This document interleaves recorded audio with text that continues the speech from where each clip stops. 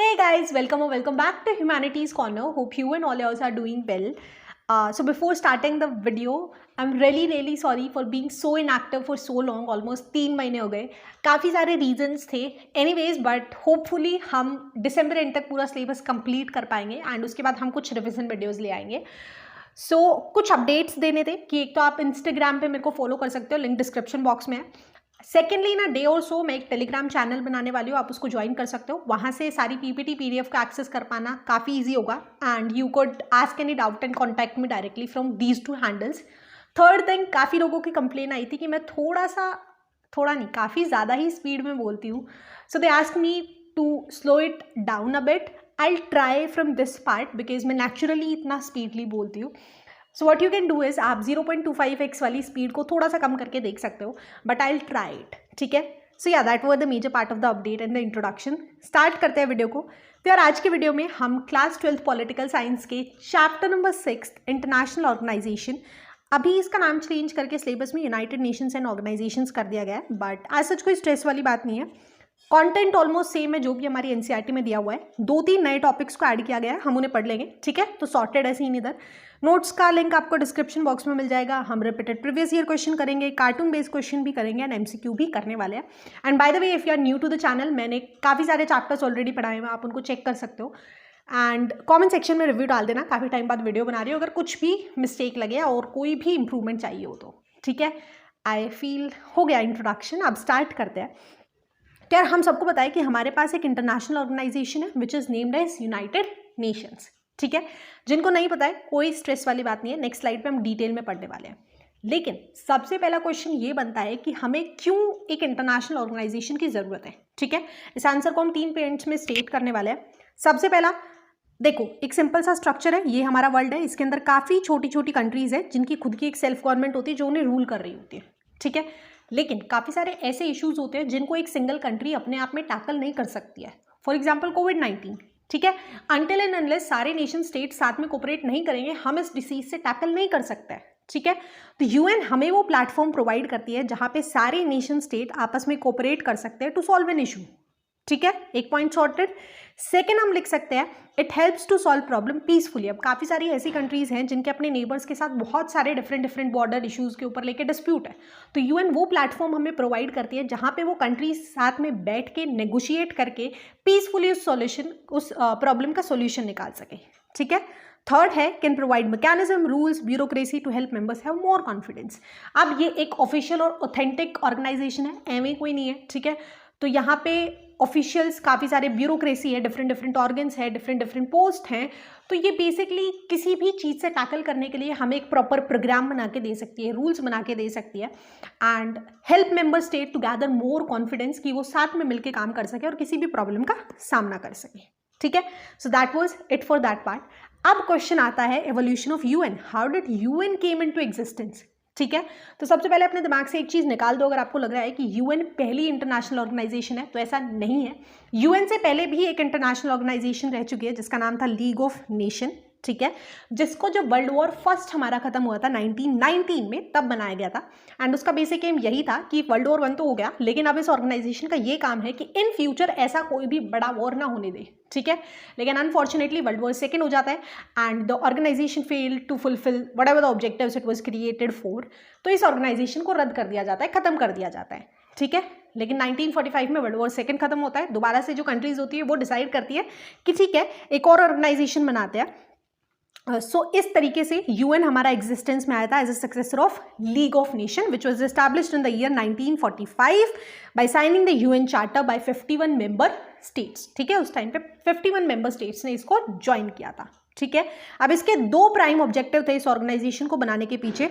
सबसे पहला, it would help prevent any international conflict and second, promoting social and economical development. ठीक है. तो ये एक बेसिक अंडरस्टैंडिंग बन चुकी है. क्वेश्चन देख लेते हैं. 2014 में आया था 2 नंबर के अंदर.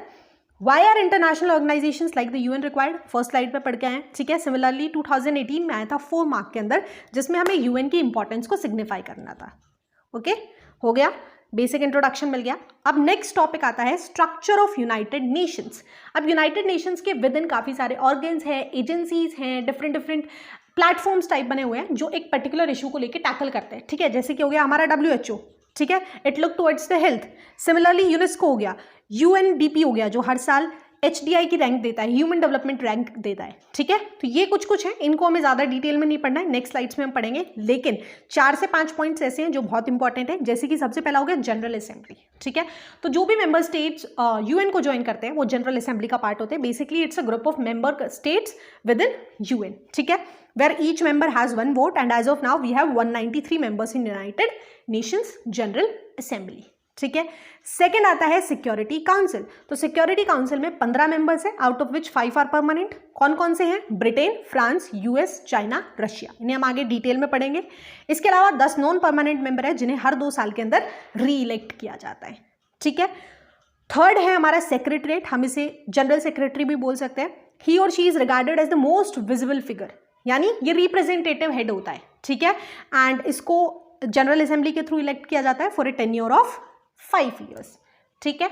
नेक्स्ट आती है हमारे इंटरनेशनल कोर्ट ऑफ जस्टिस। जैसे हमारे इंडिया में हमारे पास सुप्रीम कोर्ट है, हाई कोर्ट है, इसी तरीके से UN के विद इन कोर्ट हैं जो डिफरेंट कंट्रीज के मैटर्स को रिजॉल्व करने में हेल्प करती है। राइट नाउ इसके अंदर 15 जजेस होते हैं which are elected for a tenure of 9 years, ठीक है। नेक्स्ट है एक ट्रस्टीशिप काउंसिल जिसको 1994 के अंदर वाइंड अप कर दिया गया है, खत्म कर दिया गया है। जब इसका जो लास्ट मेंबर स्टेट था पलवा, उसको भी इंडिपेंडेंस मिल गई। So that is the basic structure जो हमने पढ़ लिया, ठीक है। अब क्वेश्चन आया था 2014 में, who is the present secretary general of UN? सब लोग कॉमेंट सेक्शंस में बताएंगे, ठीक है। आगे चलते हैं। एक सिमिलर क्वेश्चन आया 2013-14 के अंदर कि हमें कोई भी 4 ऑर्गन्स बताने हैं यूनाइटेड नेशन के, तो हम नाम लिख देंगे क्योंकि 2 मार्क में है, ठीक है। अब नेक्स्ट आता है सबसे important topic, United nation security council. हमने पढ़ा कि इसमें 5 परमानेंट मेंबर है। अब क्वेश्चन उठता है कि इन 5 मेंबर को ही क्यों परमानेंट मेंबर बनाया गया, ठीक है। और इनके पास एक स्पेशल प्रिविलेज है, वीटो पावर। अब उसे पढ़ते हैं डिटेल में। तो इन 5 मेंबर को परमानेंट मेंबर इसलिए बनाया गया क्योंकि जब वर्ल्ड वॉर 2 खत्म हुआ था, so they were the most powerful ones, ठीक है, and they were the victors in the war. तो यार ये UN भी तो इन्हीं ने बनाई थी ना, US वगैरह ने मिलके, है ना, किसी ने अलग से तो बनाई नहीं थी। तो इन्होंने खुद को ही एक एक्स्ट्रा प्रिविलेज दे दी कि हम परमानेंट मेंबर्स हैं, हमारा थोड़ा सा जो भी लेवल है वो बाकी नेशन से या बाकी मेंबर से थोड़ा ऊंचा रहेगा, ठीक है। और इन्होंने खुद को एक प्रिविलेज दे दी वीटो पावर करके। वीटो पावर का मतलब होता है नेगेटिव वोट, ठीक है। सपोज आज किसी भी डिसीजन के ऊपर वोटिंग होनी है, आउट ऑफ 192 मेंबर्स ने उसके फेवर में वोट किया है कि yes we agree with that decision, ठीक है। लेकिन 5 परमानेंट मेंबर में से किसी भी एक मेंबर को डिसीजन पसंद नहीं आया और उसने वीटो लगा दिया, यानी कि नो वोट कर दिया, नेगेटिव वोट कर दी, ठीक है। तो वो जो डिसीजन था वो वहीं पर रद्द हो जाएगा। जो मेजॉरिटी 192 मेंबर्स ने फेवर में बात की थी, उनके डिसीजन की कोई वैल्यू नहीं रहेगी, उस डिसीजन को वहीं पे वैनिश कर दिया जाएगा, खत्म कर दिया जाएगा। तो देख रहे हो कितनी मैसिव पावर इन्होंने खुद को दे दी है ना। तो इसको हम आगे डिटेल में डिस्कस करेंगे कि अभी रेलेवेंट है या नहीं, इसके ऊपर काफ़ी सारे डिबेट्स हैं। आगे वाली स्लाइड्स में हम इसको डिस्कस कर रहे होंगे। एज ऑफ नाउ ये याद रखो कि 5 परमानेंट मेंबर्स हैं, उनके पास एक प्रिविलेज है, दैट इज वीटो पावर, ठीक है। अब देखो यहाँ पे हमारी बुक में भी चार्ट दिया हुआ है कि किस तरीके से रशिया ने 112 बार इसको यूज़ किया है, USA ने 81 टाइम्स इसको यूज़ किया है। तो यार कहीं ना कहीं तो ये अनफेयर है बाकी मेंबर स्टेट्स के साथ, राइट। अब एक और पॉइंट था जो मैं अगली स्लाइड पे डालना भूल गई थी, that was before 1965 5 permanent member होते थे एंड 6 नॉन परमानेंट मेंबर हुआ करते थे। So there were 11 members only. लेकिन 1965 में रिफॉर्म लाया गया एंड जो नॉन परमानेंट मेंबर्स थी उनकी स्ट्रेंथ 6 से बढ़ा के 10 कर दी गई आफ्टर 1965, ठीक है। याद रखना 1 मार्क के लिए इंपॉर्टेंट है। क्वेश्चन आता है जैसे 2016 में आया था 6 मार्क के अंदर कि हमें UN सिक्योरिटी काउंसिल का कंपोजिशन बताना है एंड हमें डिफरेंस बताना है between the privileges given to permanent members and non permanent members. Easy लिख देंगे, अभी पिछली स्लाइड पे पढ़ के आए हैं, ठीक है। अब भाई ये तो थे कुछ मेजर ऑर्गन्स, ठीक है, कुछ मेजर जो हिस्से थे यूनाइटेड नेशंस के विच इट कंस्टिट्यूटेड। अब कुछ ऐसे प्रोग्राम्स हैं या कुछ ऐसी छोटी एजेंसीज हैं जिन्हें हमें डिटेल में पढ़ना है। 1 मार्क में बहुत सारे क्वेश्चंस आते हैं, ठीक है। अभी मैंने स्लाइड्स भी इंसर्ट की हुई है, तो बहुत इंपॉर्टेंट है, इनको पढ़ लें। इनको पढ़ने के लिए यार इनके जो नाम है ना उनकी फुल फॉर्म याद कर लो, आप आंसर इजीली लिख दोगे, ठीक है। जैसे सबसे पहला है which is newly added, NCERT में नहीं है तो यहाँ से पढ़ लेना, that is UNESCO. Full form है United Nation Educational Scientific and Cultural Organization which was established in the year 1964। इसकी हेडक्वार्टर पेरिस के अंदर है, नाम से समझ में आ रहा है। It promotes education, natural science, society, anthropology, culture and communication, ठीक है। सिमिलरली सेकेंड है हमारी यूनिसेफ जिसकी फुल फॉर्म है United Nation International Children's Emergency Fund. Again नाम से समझ में आ रहा है, it's main task is to collect emergency fund for children and promote their overall growth.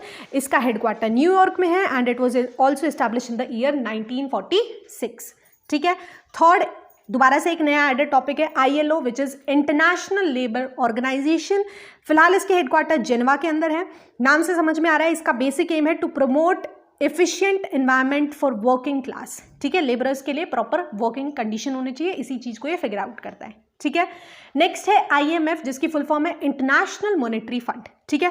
अब काफी सारी ऐसी ऑर्गेनाइजेशन है, जैसे IMF, ये क्या करती है, जितने भी फाइनेंशियल इंस्टीट्यूट्स हैं उनके लिए कुछ लॉ सेट करती है, उन सबको फिगर आउट करती है। सिमिलरली हम आगे पढ़ेंगे WTO, जो ट्रेड के लिए रूल्स बनाती है। ठीक है। तो right now IMF has 184 members, लेकिन अगर हम इसका बेसिक जो भी से देखते हैं, जो भी वोटिंग होती है, उसके अंदर ऑलमोस्ट 55% जो वोटिंग वेटेज होती है, जो जिनकी बात मानी जाती है, वो सिर्फ 10 कंट्रीज है। ठीक है। एंड जिनमें से अलॉन्ग USA का शेयर 17.4% है। तो हम पढ़ेंगे कि किस तरीके से इन इंस्टीट्यूट्स के अंदर जो डेवलप्ड कंट्रीज होती है उनकी मनमानी चलती है और पुअर नेशन या थर्ड वर्ल्ड और डेवलपिंग कंट्रीज के साथ अनफेयर ट्रीटमेंट किया जाता है। ठीक है, वो हम WTO जो पढ़ेंगे जब आगे ढंग से पढ़ेंगे। सिमिलरली नेक्स्ट आता है world bank, which was created after Second World war. ठीक है। ये बेसिकली जो भी इसके मेंबर कंट्रीज हैं उनको लोन प्रोवाइड करता है डेवलपिंग कंट्रीज के लिए इन एरियाज के अंदर, जैसे ह्यूमन डेवलपमेंट में, इंफ्रास्ट्रक्चर में, गवर्नेंस में, इन सब चीज़ों में हेल्प किया जाता है। लेकिन मेन पॉइंट ये है कि वर्ल्ड बैंक को बहुत बार क्रिटिसाइज किया जाता है for setting agenda unfavourable to poorer nation. तो बेसिकली जो डेवलप्ड कंट्रीज होती है वो इन इंस्टीट्यूट्स को यूज करती है to frame the policy according to their needs which favour them. ठीक है, क्योंकि इनमें क्या होता है, जो डेवलप्ड नेशंस होते हैं, जो भी कंट्रीज होती है, उनको कुछ ना कुछ पैसा कंट्रीब्यूट करना पड़ता है एंड उसी पैसे से बाकी लोगों को लोन मिलता है। सो ऑब्वियस सी बात है, जो कंट्री जितना ज़्यादा पैसा इनके अंदर इन्वेस्ट कर रही होगी उसकी सबसे ज़्यादा चलेगी। ठीक है।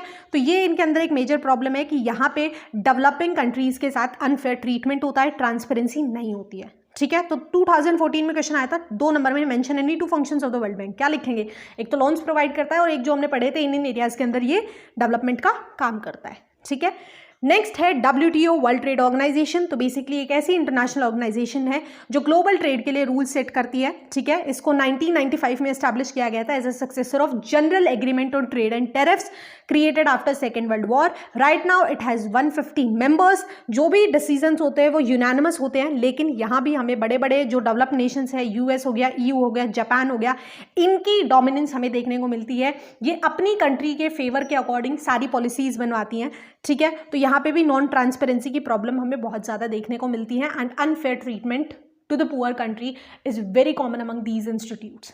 ठीक है। नेक्स्ट है IAEA, इसकी फुल फॉर्म है International Atomic Energy Agency, established in the year 1957 with the vision of the plan initiated by US president Dwight Eisenhower. I am sorry, मेरे को नाम प्रोनाउंस नहीं करना चाहता। तो बेसिकली इनका एक प्रोग्राम था एटम्स फॉर पीस। तो इस एजेंसी का बेसिक पर्पस है to promote peaceful use of nuclear energy to prevent its use for military purpose. Basically ये यही देखता है कि जो भी सिविलियन रिएक्टर्स है उनको कोई भी कंट्री मिलिट्री पर्पस के लिए ना यूज कर रही हो और न्यूक्लियर एनर्जी और एटॉमिक एनर्जी का मिसयूज नहीं किया जा रहा। ठीक है।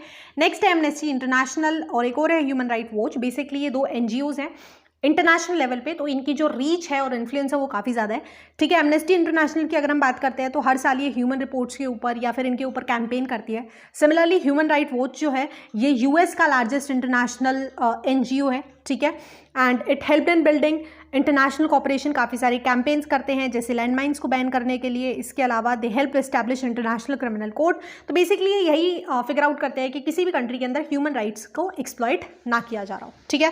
क्वेश्चन आया 2017 में 6 नंबर में पूछा गया है। देखो, what is amnesty international state it's main function. ठीक है। तो ऐसे क्वेश्चन हमें काफ़ी बार अटका देंगे अगर हमारे पास दूसरा कोई क्वेश्चन ऑप्शन में नहीं होता है। सिमिलरली 2016 में 4 मार्क में ह्यूमन राइट्स के बारे में आया, ह्यूमन राइट वॉच के बारे में आया। तो ये क्वेश्चंस काफ़ी डिफिकल्ट होते हैं लिखने के लिए क्योंकि हम इनको पढ़ के नहीं जाते हैं, हम इन टॉपिक्स को इग्नोर कर देते हैं। बट एटलीस्ट एक थोरो रीड मार लेना और इनकी इनकी फुल फॉर्म्स को याद कर लेना, आप लिख दोगे। इसके सिमिलरली 2017 में WTO के बारे में आया हुआ है। ठीक है।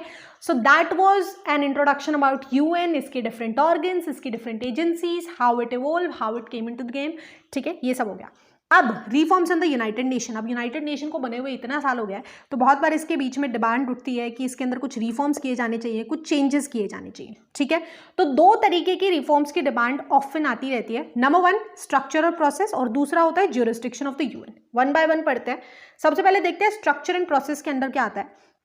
तो बेसिकली डिमांड की जाती है कि जो यूएन सिक्योरिटी काउंसिल की मेंबरशिप है for both permanent and non permanent member को इंक्रीज किया जाना चाहिए। ठीक है, पहली हो गई कि मेंबरशिप को इंक्रीज करना है।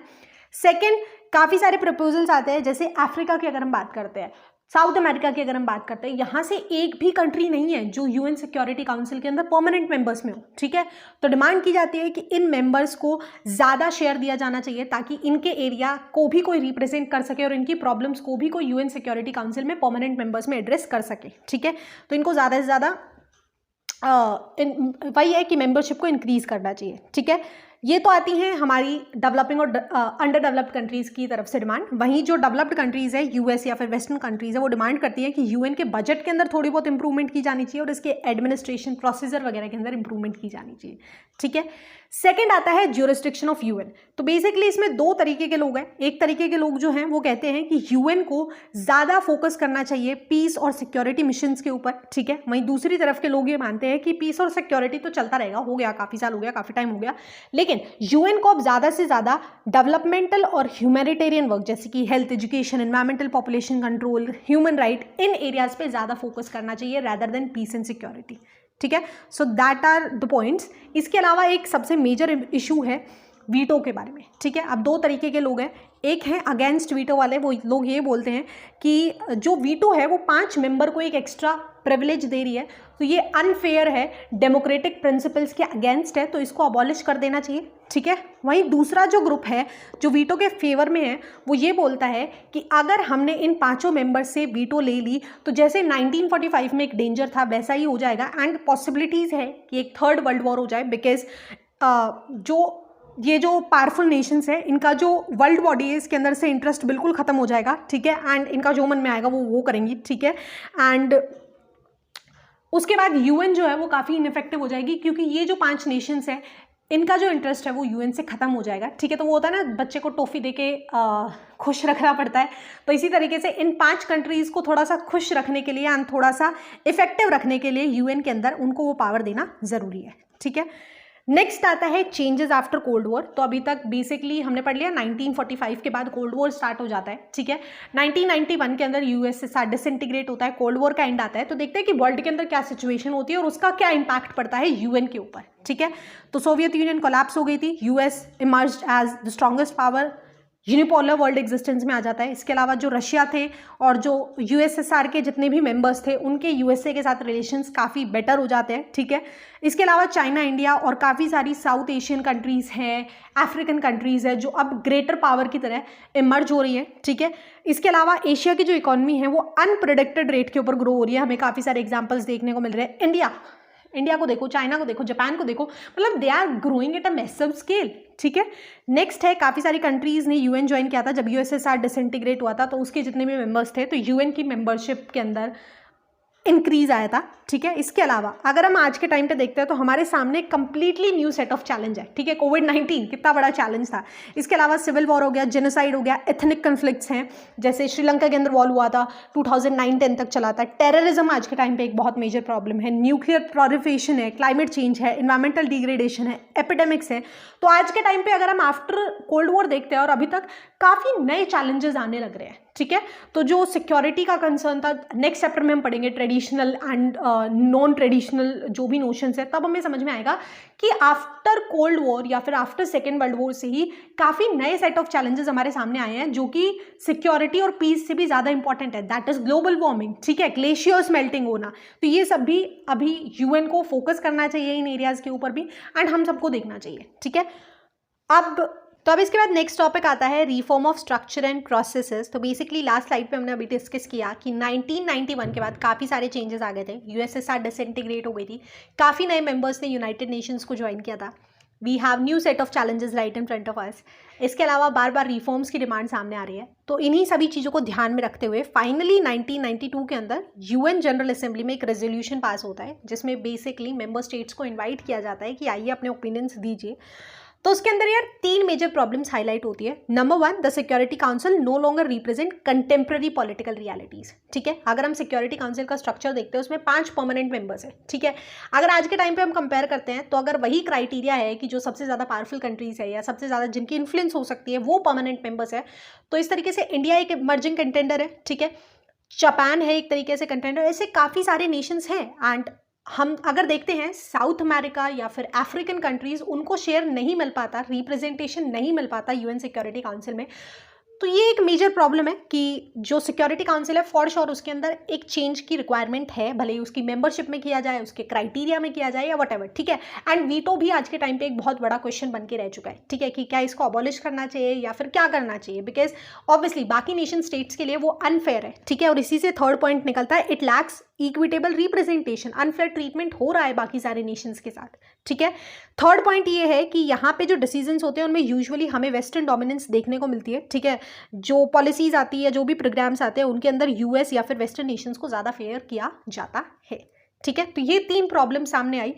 तो अब बेसिकली इसके बाद 1997 के अंदर जो उस टाइम के हमारे यूएन सेक्रेटरी थे जनरल कोफी अनन, उन्होंने एक इंक्वायरी इनिशिएट की for restructuring UN security council, ठीक है। और उसमें बेसिकली ये रिपोर्ट उसकी सामने आई, एक क्राइटेरिया प्रपोज किया गया था for being a permanent and non permanent member in UN security council, कि जो भी कंट्री है उसको एक मेजर इकोनॉमिक पावर होना चाहिए, मेजर मिलिट्री पावर होना चाहिए, the country needs to be a regular contributor to the UN budget, ठीक है। इसके अलावा इन टर्म्स ऑफ पॉपुलेशन वो एक बिग नेशन होना चाहिए, ठीक है।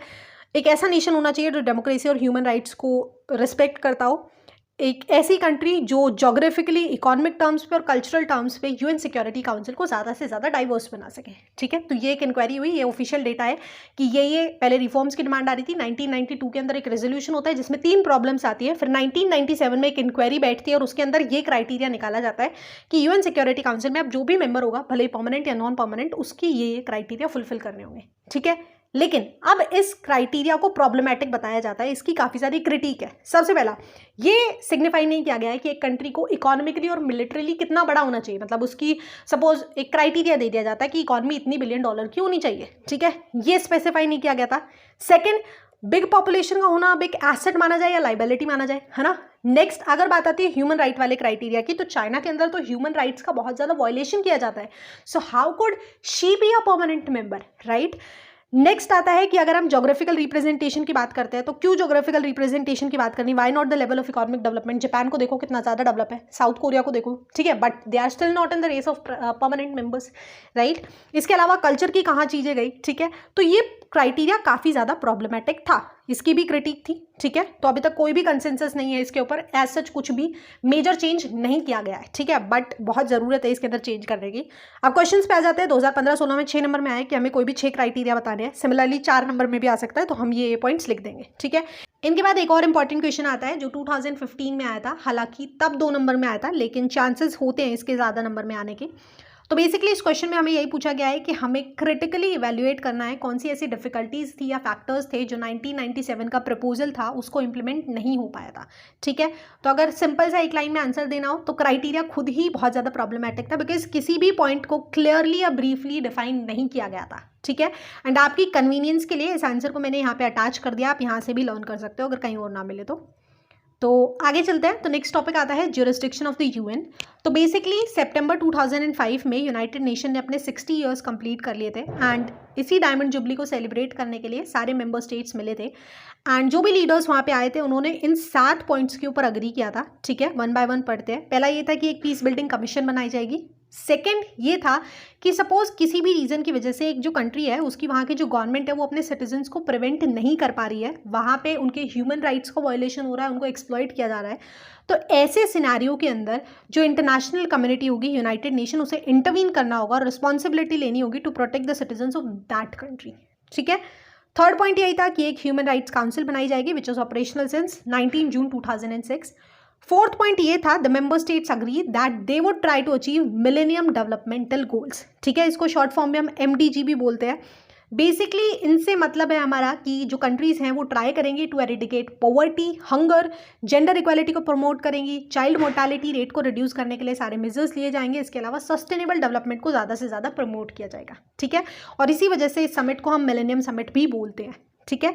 नेक्स्ट था condemnation of terrorism in all its form. इसके अलावा एक डेमोक्रेसी फंड बनाया जाएगा to promote democracy all around the world, ठीक है। इसके अलावा एक एग्रीमेंट किया गया था to wind up the trusteeship council, ठीक है। तो यहाँ पे हमारा टॉपिक खत्म होता है। अब 2 ही टॉपिक बचते हैं, more than half of the chapter हम कंप्लीट कर चुके हैं। एक बार थोड़ा सा फ्लैशबैक में चले जाते हैं, रिवाइज कर लेते हैं। तो बेसिकली हमने पढ़ लिया है कि कैसे यूएन एग्जिस्टेंस में आई, क्या उसकी इंपॉर्टेंस है, क्या उसके डिफरेंट ऑर्गन्स है, कुछ एजेंसीज को हमने डिस्कस किया, कुछ प्रोग्राम्स को हमने डिस्कस किया, इंस्टीट्यूट्स को जो बेसिकली 1 मार्कर या 2 मार्कर में बहुत बार आते हैं, जैसे WTO, WHO, ये सब, ठीक है। उसके बाद हमने देखा कि रिफॉर्म्स की डिमांड बहुत ज़्यादा रेज हो रही थी। इसके अलावा हमारे सामने नए चैलेंजेस थे। जब कोल्ड वॉर खत्म हो जाता है तो एक कंप्लीटली डिफरेंट सिनेरियो था, ठीक है। तो इसीलिए रिफॉर्म्स की बहुत ज़्यादा ज़रूरत पड़ती है। फिर 1992 के अंदर काफ़ी एक रेजोल्यूशन पास होता है, तो उसके अंदर 3 मेजर प्रॉब्लम्स हाईलाइट होती है, ठीक है। और मेजर प्रॉब्लम यही है कि यूएन सिक्योरिटी काउंसिल जो है या फिर वीटो के ऊपर बहुत मेजर क्वेश्चन है, उसके स्ट्रक्चर को, उसके नेचर को हमें चेंज करना है। और इसीलिए 1997 के अंदर एक इंक्वायरी भी बैठी थी, ठीक है। लेकिन उन्होंने जो क्राइटेरिया दिया था उसकी अपनी खुद की कुछ शॉर्टकमिंग्स थी, कुछ क्रिटिक्स थी। The criteria was very complicated, ठीक है।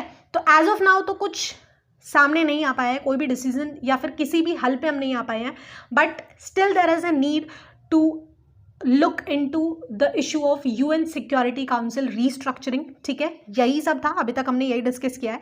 अब नेक्स्ट टॉपिक पे आता है, तो that is India and the UN reforms. तो ऑब्वियसली अगर हम इंडिया के कॉन्टेक्स्ट में पढ़ रहे हैं तो हमें देखना होगा कि इंडिया का क्या स्टैंड है। तो अगर हम इंडिया का स्टैंड देखते हैं फॉर द इंक्रीजिंग मेंबरशिप, तो इंडिया खुल के सपोर्ट करता है for increase in the number of both permanent and non permanent members. In fact India खुद विश करता है to be a permanent member in the UN security council, और बिल्कुल सही है, ठीक है। तो बेसिकली अगर हम जो क्राइटेरिया भी देखते हैं 1997 में, उसको भी इंडिया कंप्लीटली फुलफिल करता है, ठीक है। India second most populous country है, वर्ल्ड की लार्जेस्ट डेमोक्रेसी है, एक रेगुलर कंट्रीब्यूटर है यूएन बजट का, ठीक है। अगर आज के टाइम में हम बात करते हैं तो मिलिट्रीली, इकोनॉमिकली, डिप्लोमेटिकली इंडिया काफ़ी अच्छे टर्म्स पे है, ठीक है। सारे नेशंस के साथ हमारे काफ़ी अच्छे रिलेशनशिप्स हैं, एंड डिप्लोमेटिकली इंडिया काफ़ी अच्छे तरीके से इश्यूज़ को हैंडल कर पा रहा है, ठीक है। अगर हम यूएन के साथ अपनी हिस्ट्री देखते हैं तो उसके काफ़ी सारे पीस कीपिंग मिशंस, हमने क्यूबन मिसाइल क्राइसिस के अंदर इंटरवीन किया था, we help mediated between the Korean wars, Congo wars, इन सब में हमने मीडिएट किया है कहीं ना कहीं, ठीक है। तो पास्ट रिलेशनशिप्स हमारे काफ़ी अच्छे हैं, ठीक है। इसके अलावा हम काफ़ी बार नॉन परमानेंट मेंबर रह चुके हैं, ठीक है। तो इन सारे पॉइंट्स को ध्यान में रखते हुए इंडिया एक परफेक्ट चॉइस है to be a permanent member, ठीक है। एंड काफ़ी बार इसकी न्यूज़ भी आती रहती है ना। तो ये सारी चीज़ें, लेकिन इतना भी आसान नहीं है परमानेंट मेंबर बनना, इसके काफ़ी सारी क्रिटिक्स किए जाते हैं, ठीक है। अगर हम अपने सबसे अच्छे पड़ोसियों को देखते हैं, जैसे पाकिस्तान हो गया, वो नहीं चाहेगा कभी भी कि इंडिया एक परमानेंट मेंबर बने। सिमिलरली चाइना कभी भी नहीं चाहता, वो खुल के कभी भी नहीं बोलता हो, नहीं अपोज करता हो, लेकिन वो नहीं चाहता है। इनफैक्ट चाइना इंडिया को ही नहीं, चाइना किसी भी एशियन कंट्री को परमानेंट मेंबर में नहीं देख सकता है। जापान देख लो ना, कितना डेवलप्ड है, लेकिन still it is out of the race of the permanent member, right. Third है कि काफ़ी लोग इंडिया के न्यूक्लियर वेपन कैपेबिलिटीज़ के बारे में कंसर्न है कि इंडिया एक न्यूक्लियर पावर है। तो अगर इस पॉइंट को अगर हम ध्यान में रखते हैं तो जितने भी हमारे 5 परमानेंट मेंबर है, they all are nuclear powers, ठीक है। तो ये पॉइंट तो कंप्लीटली इररेलेवेंट और इनवैलिड हो जाता है।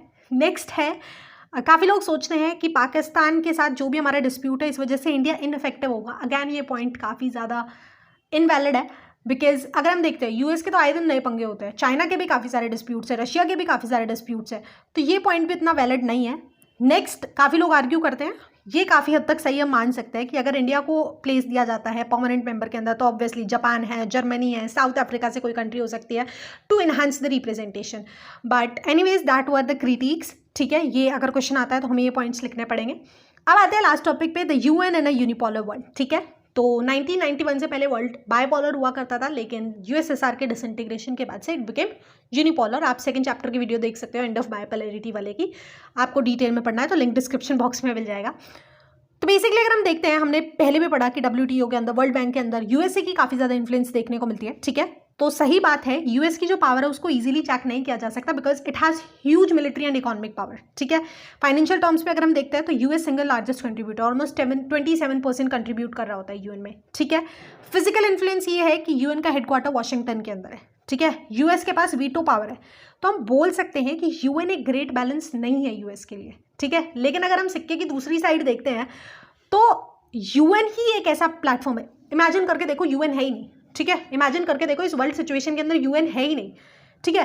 तो सपोज करके देखो, अगर यूएन नहीं है तो हमारे पास कोई भी ऐसा प्लेटफॉर्म या कोई भी ऐसी ऑर्गेनाइजेशन नहीं है जहाँ पे सारे मेंबर स्टेट साथ में मिलकर किसी भी प्रॉब्लम के ऊपर बातचीत कर सकते हैं, ठीक है। जैसे अभी कोविड-19 आया, आने वाले टाइम के अंदर हमें वाटर स्कार्सिटी देखने को मिलेगी, काफ़ी सारी प्रॉब्लम्स देखने को मिलेगी, और इन इश्यूज़ के ऊपर ये सब साथ में मिलकर ही कोऑपरेट कर सकते हैं, ठीक है। तो बेसिकली कुछ भी हो, UN is the only platform that brings together 190+ Nations, जहां पे इंपॉर्टेंट इश्यूज को डिस्कस किया जा सकता है, ठीक है। सेकेंड पॉइंट, यूएन भले ही ग्रेट बैलेंस नहीं है यूएसए के लिए, लेकिन यूएन एक ऐसा प्लेटफॉर्म है जहां पे यूएस का जो भी एटीट्यूड है या पॉलिसीज है उसके अगेंस्ट जो भी प्रॉब्लम्स है वो सुनी जाती हैं, उनके ऊपर कॉम्प्रोमाइजेस और कंसेशंस भी बनते हैं, ठीक है। तो यही है कि यूएन ही एक खाली एकमात्र ऐसा मोहरा है जो यूएस को उस कटघरे में लाके खड़ा कर सकता है और उसकी पॉलिसीज में चेंज करने का एटलीस्ट एक होप रहती है, ठीक है। नेक्स्ट है कि क्योंकि टेक्नोलॉजी डेवलप हो रही है, देखो यार टेक्नोलॉजी और इंटरडिपेंडेंस डायरेक्टली प्रोपोर्शनल है, जितनी ज़्यादा टेक्नोलॉजी डेवलप होगी उतनी ही ज़्यादा हमारी इंटरडिपेंडेंस डेवलप होगी, तो इन फ्यूचर यूएन की जो इंपॉर्टेंस है वो तो डेफिनेटली इंक्रीज होने वाली है, ठीक है। एंड अगर हम आज के सिनेरियो को कंपेयर करके देखते हैं तो यूएस की पावर काफ़ी ज़्यादा लिमिट हो गई है, ठीक है। यूएस का जो अभी तक दबदबा बना हुआ था, रिसेंटली उन्होंने WHO को भी छोड़ दिया, वर्ल्ड हेल्थ ऑर्गेनाइजेशन को भी छोड़ दिया, तो आज के टाइम पे यूएस के अलावा काफ़ी सारे ऐसे alternative centre of power emerge हो रहे हैं। इंडिया है, चाइना है, EU है, रशिया है, ठीक है। तो अब जो धीरे धीरे यूनिपोलर का जो वर्ल्ड का क्राइटेरिया है that is converting into a multipolar world, and we can hope, and हमें आगे आने वाले टाइम में फॉर श्योर यूएस की डोमिनेंस कम देखने को मिलेगी। तो ऑब्वियसली हम बोल सकते हैं कि यूएन भले ही एक इम्परफेक्ट बॉडी है, वो यूएस को प्रॉपरली टैकल नहीं कर पाती है, लेकिन without it we can't imagine the world, it would be worse off, ठीक है। तो ये था हमारा चैप्टर, और क्वेश्चन 2016-17 में आया है कि आपको इवोल्यूशन ट्रेस करना है, किस तरीके से फंक्शन करते हैं, क्या इसके स्ट्रक्चर हैं, क्या इसके एजेंसीज हैं। तो इस क्वेश्चन में जो भी कुछ हमने पढ़ा है वो सारा सार निकाल के हमें इस आंसर के अंदर लिखना है, ठीक है। So yeah here we came to the end of the video. अब फटाफट से टर्म 1 के अंदर जो भी MCQ आए थे उनको डिस्कस कर लेते हैं। पहला क्वेश्चन है, which one of the following is not the principal organ of United Nation? Option number D, World Bank is the right answer. Next है, which one of the following statement is a function of UNICEF? अगर आपको full form याद होगी, that is United Nations, मैं खुद भूल गई हूँ, but it works for children's health, ठीक है। नेक्स्ट है, the main objective of United Nation is to prevent international conflict, ठीक है। इसके बाद नेक्स्ट है, यूनाइटेड नेशन कब एस्टैब्लिश हुआ था? After World War second. Next question ध्यान से पढ़ते हैं, which of the following statements are true about the steps to be taken to make UN more relevant as recommended by the head of all members? तो पहला question है कि जो diamond jubilee हुई थी उसमें कौन कौन से पॉइंट्स थे? Celebration of peace building commission, सही है। Second, creation of democracy fund, सही है। Third, making of new war zone, that is wrong. Fourth, condemnation of terrorism, ये भी सही है। So option number C, first, second and fourth is the correct answer. आगे चलते हैं, तो एक असर्शन रीजनिंग है। असर्शन में दिया गया है जो मेंबरशिप थी यूएन सिक्योरिटी काउंसिल की वॉज एक्सपेंडेड फ्रॉम 11 to 15 इन 1965। It is true. रीजन है, number of permanent member of the security council was change, it is wrong, ठीक है। नॉन सिक्योरिटी मेंबर के अंदर मेंबरशिप में चेंज आया था। तो option number D, A is true but R is false is the correct answer. Next question पे चलते हैं, तो which one of the following statement does not justify India's claim to be a permanent member of UN security council? पहला option है, world largest democracy है, सही है। दूसरा है, सेकंड मोस्ट पॉपुलस कंट्री है, सही है। थर्ड, इंडिया हैज वोन 2 बैटल्स अगेंस्ट पाकिस्तान, पॉइंट सही है, लेकिन हम इसको यहाँ पे नहीं डाल सकते फॉर श्योर। ये लिखा जा सकता था कि हम मिलिटरली बहुत ज़्यादा स्ट्रॉन्ग है। तो option number third is the correct answer. Next था, name the organization to which the following logo belongs? तो that is United Nations Organization. Logo याद कर लेना एक बारी, क्या पता और क्वेश्चंस आ जाएं। अब चलते हैं कार्टून बेस्ड क्वेश्चन की तरफ। तो पेज नंबर 82 पे ये एक दिया गया है, बेसिकली ये लेबनान की सिचुएशन के ऊपर है, ठीक है। तो पहला क्वेश्चन है, what does the cartoon represent? तो it represent the role of UN during attack on Lebanon by Israeli forces. तो बैकग्राउंड बता देती हूँ, तो जो इजराइल था उसने लेबनान, उसके पास में एक कंट्री है, वहाँ पे कोई ग्रुप होता था, आई गेस टेररिस्ट ग्रुप था, उसको खत्म करने को लेकर वहाँ पे डायरेक्टली अटैक कर दिया था। बट द प्रॉब्लम वॉज कि उसमें काफ़ी सारे सिविलियंस मारे गए थे क्योंकि रेजिडेंशियल एरिया के ऊपर अटैक किया गया था, एंड यूएन कोई भी ऐसा स्ट्रिक्ट एक्शन नहीं ले पाई थी, ठीक है। तो उसी के ऊपर ये कमेंट करता है। सेकंड है, who is the person being commented in the cartoon? तो यहाँ पे यूएन सिक्योरिटी जनरल के ऊपर कमेंट किया जा रहा है कि डिस्पाइट बीइंग सो पावरफुल, या फिर एक रिस्पॉन्सिबिलिटी उन्होंने ली है, उन्होंने यहाँ पे कोई भी रोल नहीं प्ले किया। नेक्स्ट है, what message does the cartoon conveys? ये कन्वे करता है कि यूएन जो था उसने एक रेजोल्यूशन पास किया था अगस्त के अंदर, इजरायली फोर्सेस को ये वार्न करते हुए कि वो अपनी फोर्सेस को विड्रॉ कर ले, लेकिन इजराइल ने उनकी कोई बात नहीं मानी थी और अक्टूबर में ही उन्होंने विड्रॉ किया था आफ्टर 2 मंथ्स। तो यहाँ पे ये जो यूएन की इररिस्पॉन्सिबिलिटी को शो करता है कि किस तरीके से यूएन के होते हुए वहाँ पे सिविलियंस की डेथ हुई थी, ठीक है। नेक्स्ट है पेज नंबर 92 के अंदर, बेसिकली डाफुर की सिचुएशन है। यहाँ पे स्टार्वेशन हो गया था जिसकी वजह से जेनोसाइड हुआ था, उसी के बारे में बात की जा रही है। तो पहला क्वेश्चन है, what does the cartoon represent? So the humanitarian crisis in Darfur, Sudan, ठीक है। सेकेंड है व्हाट टाइप ऑफ क्राइसिस, तो यहाँ पे स्टारवेशन, भुखमरी आ गई थी, सारी चीज़ों की बहुत ज़्यादा कमी पड़ गई थी, जिसकी वजह से इवेंचुअली काफ़ी मेजर स्केल पे लोगों की डेथ हुई थी and it was termed as genocide. ठीक है, नेक्स्ट है what message is conveyed by the cartoon, तो यहाँ पे लिखा हुआ है a big helping of words. तो यहाँ पे जो इंटरनेशनल ऑर्गेनाइजेशंस थी बस में उसमें डिबेट्स होते गए थे कि ये कर देंगे वो कर देंगे, लेकिन एक्चुअलिटी में कोई भी एड प्रोवाइड नहीं की गई थी, neither financial NOR any in the form of